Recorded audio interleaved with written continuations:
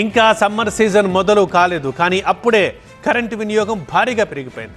గతేడాది పీక్ సమ్మర్లో ఉన్న డిమాండ్ ఈసారి జనవరిలోనే కనిపించింది. దీంతో ఈ వేసవిలో విద్యుత్ వినియోగం మరింతగా పెరిగే అవకాశం ఉందని అంచనా వేస్తున్నారు అధికారులు. అందుకు తగ్గట్లుగా ముందస్తు ఏర్పాట్లపై ఫోకస్ పెడుతున్నారు.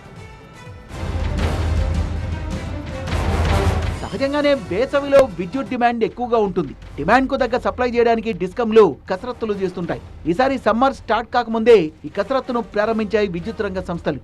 గతేడాది మార్చిలో అత్యధికంగా 15,000 మెగావాట్ల విద్యుత్ డిమాండ్ ఏర్పడితే ఈసారి వేసవి రాకముందే జనవరిలోనే 15,205 మెగావాట్ల డిమాండ్ ఏర్పడింది. ఎండలు పూర్తిగా మొదలు కాకముందే ఈ రకమైన డిమాండ్ ఉంటే మరి పీక్ సమ్మర్ లో ఊహించని స్థాయిలో డిమాండ్ ఏర్పడే అవకాశాలున్నాయి.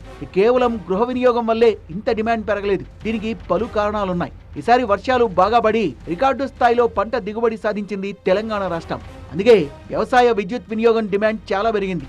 దాంతోపాటే పారిశ్రామిక గృహ వినియోగంలో కూడా భారీగా వృద్ధి రేటు కనపడింది. రాష్ట్ర వ్యాప్తంగా ఈ జనవరిలో 10,000 మెగావాట్ల విద్యుత్ డిమాండ్ ఏర్పడితే ఒక హైదరాబాద్ మహానగరంలోనే 5,000 మెగావాట్ల డిమాండ్ ఉంది. మొత్తం కలిపి 15,000 మెగావాట్ల డిమాండ్ ఏర్పడింది.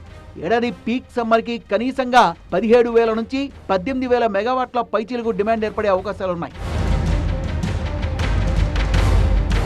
యాసంగితో పాటు రానున్న ఎండాకాలంలో డిమాండ్ కు తగ్గట్టుగా క్వాలిటీ కరెంట్ సప్లై చేయడంపై తెలంగాణ విద్యుత్ పంపిణీ సంస్థలు దృష్టి సారించాయి.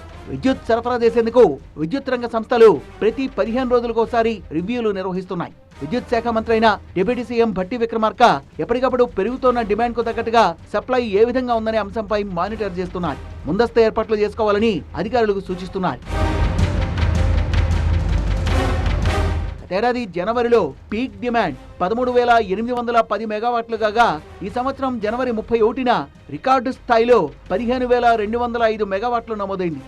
ఏడాది పీక్ సమ్మర్లో ఉన్న డిమాండ్ కన్నా ఇది చాలా ఎక్కువ. పోయినేడాది మార్చి 3న అత్యధికంగా 15,623 మెగావాట్ల డిమాండ్ ఏర్పడింది. డిమాండ్ ఎంత పెరిగినా దానికి తగ్గట్టుగా సరఫరా అందించేందుకు విద్యుత్ సంస్థలు సిద్ధంగా ఉన్నాయని సంబంధిత అధికారులు తెలిపారు. వేసవిలో విద్యుత్ డిమాండ్ తాకిడిని తట్టుకోవడానికి సీనియర్ ఇంజనీర్లను ప్రతి జిల్లాకు నోడల్ అధికారులుగా నియమించి విద్యుత్ కంట్రోల్ రూమ్ 1912 బలోపేతం చేసి ఎప్పుడూ ప్రజలకు అందుబాటులో ఉండేలా ఉంచామని అధికారులు చెబుతున్నారు.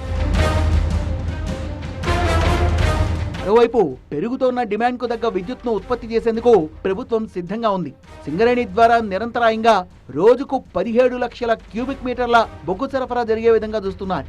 దాంతోపాటే సోలార్ పవర్ సామర్థ్యం కూడా పెంచాలని చూస్తున్నారు.